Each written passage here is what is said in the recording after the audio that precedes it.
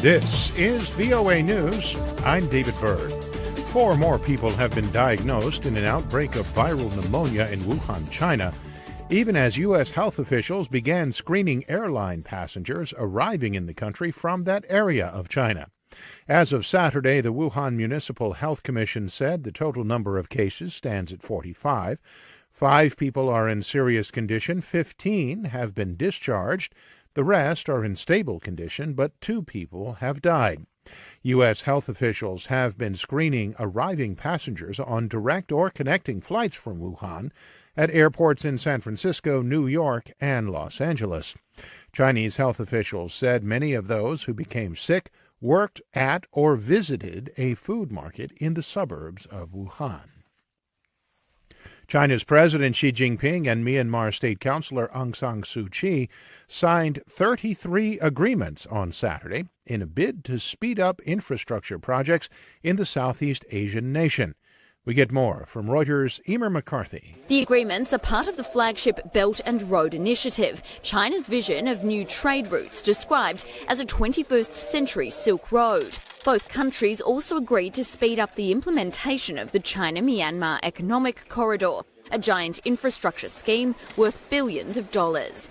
China and Myanmar have historically had a fraught relationship, but have moved closer since 2017, when Myanmar was internationally condemned for its treatment of minority Rohingya Muslims in Rakhine State. China has defended the country on the global stage and is viewed as the biggest obstacle to a prosecution of its leaders at an international war crimes tribunal. That's Reuters Emer McCarthy reporting. For more, visit our website, voanews.com.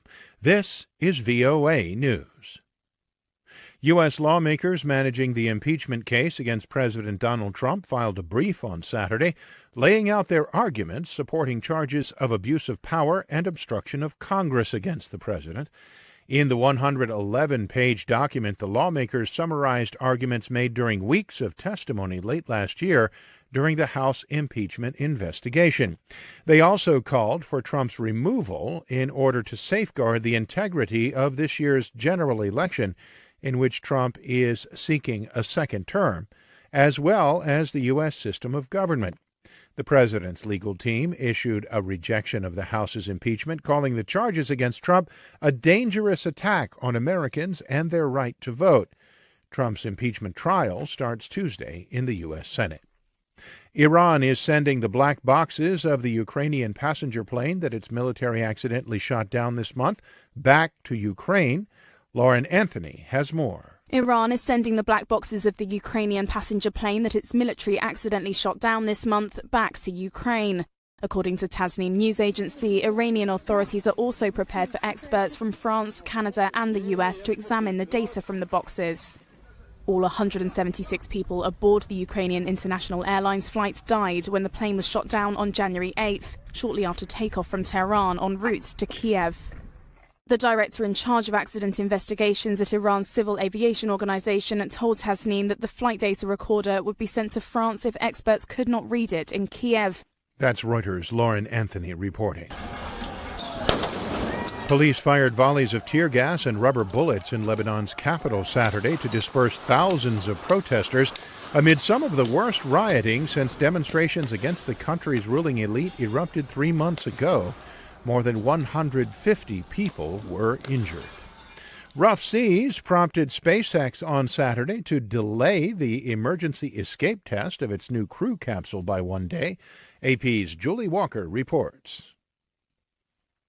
The capsule is supposed to catapult off the rocket and parachute into the ocean with mannequins on board.